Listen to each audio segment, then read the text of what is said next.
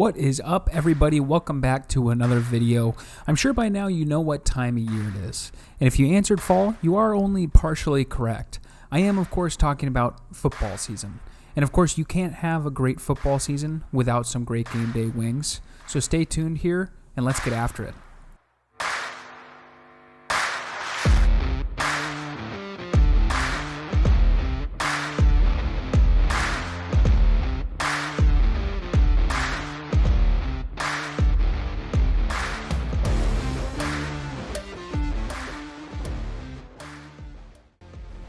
Welcome back, everybody, to another video, and yep, today we're going to be taking on those classic game day wings. Not just one way, we're going to give you 3 ways to do these.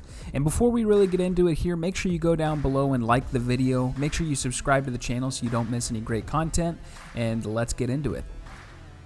Now, to get started here, you're going to want a few pounds of drums and flats. There's a lot of debate into which one is superior, but me personally, I'm more of a drum guy. But be sure to leave a comment down below why you think that's ridiculous and maybe you like flats. Whichever way you go there, just make sure you generously salt those wings and leave them out for at least 2 hours or refrigerate them overnight to make sure that salt penetrates and also get some of that moisture out for the frying later.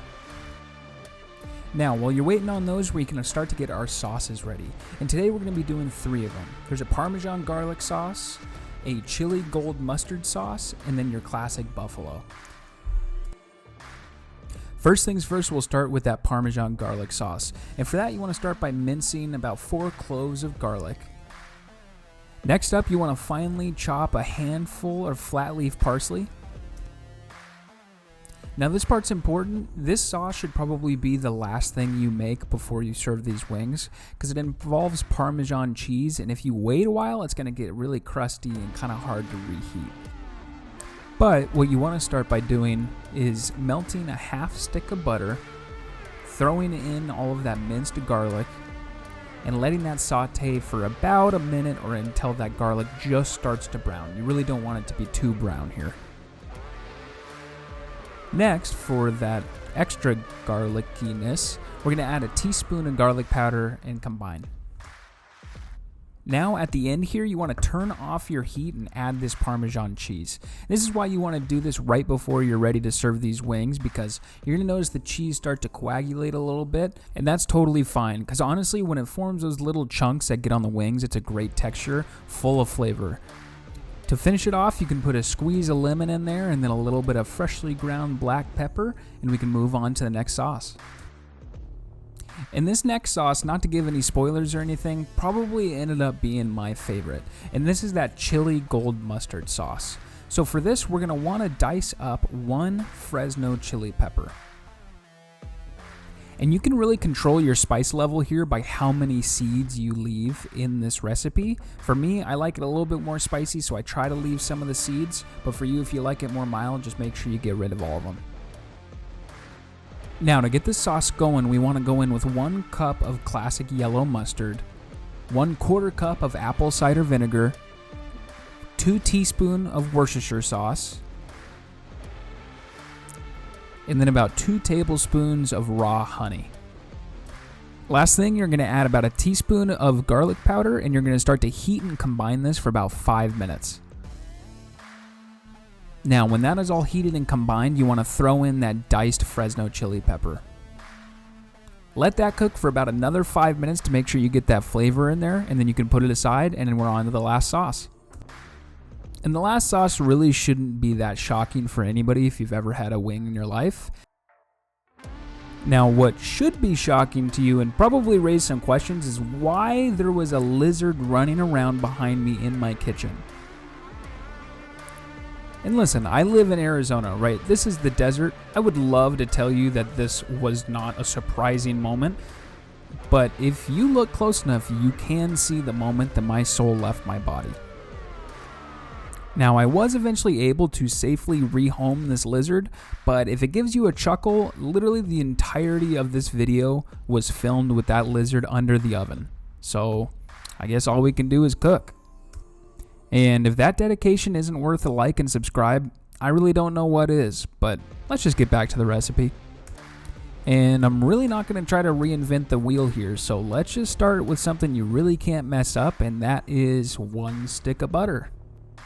And to that, you're going to add 2/3 of a cup of your favorite hot pepper sauce. For this, it's Frank's Red Hot, 1.5 tablespoons of white vinegar, 1/4 teaspoon of Worcestershire sauce, 1/4 teaspoon of cayenne pepper, and 1/2 teaspoon of garlic powder.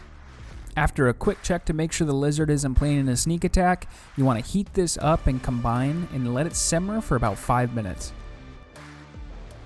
After that, all you got to do is salt and pepper to taste and you should be done. Just put this aside and we can get on to frying those wings. And speaking of those wings, after you pull them out of the fridge, you want to put them on a baking tray lined with paper towels and really get these things dry.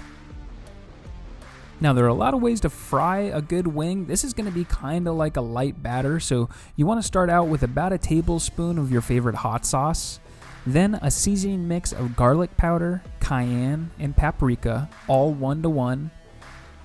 And then for this recipe, I used about 1.5 cups of potato starch.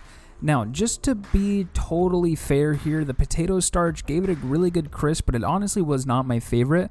I would prefer going with the flour, but maybe try them both and see what you like best. Now, after that's all mixed up, you want to fill a heavy bottom pot like this Dutch oven about 2/3 of the way full with a high smoke point oil. For this, I used canola oil. And for the first fry here, we want that temperature at 350 degrees Fahrenheit. And that's because for these wings, we're going to be doing a 2-fry method. Mainly because if it was good fried once, it can't be bad fried again.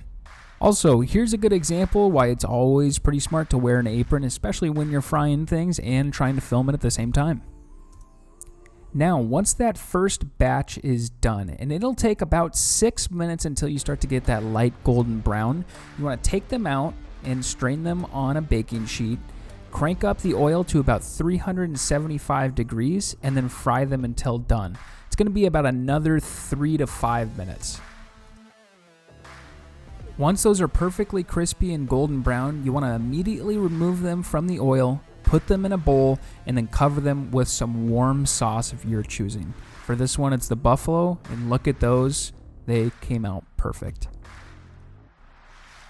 Now you pretty much just want to repeat those with the rest of your 3 sauces, and really this is cliche, but man, I wish you could smell how good this was and especially taste how good these wings turned out. So let's do an official taste test here and see which one took the cake.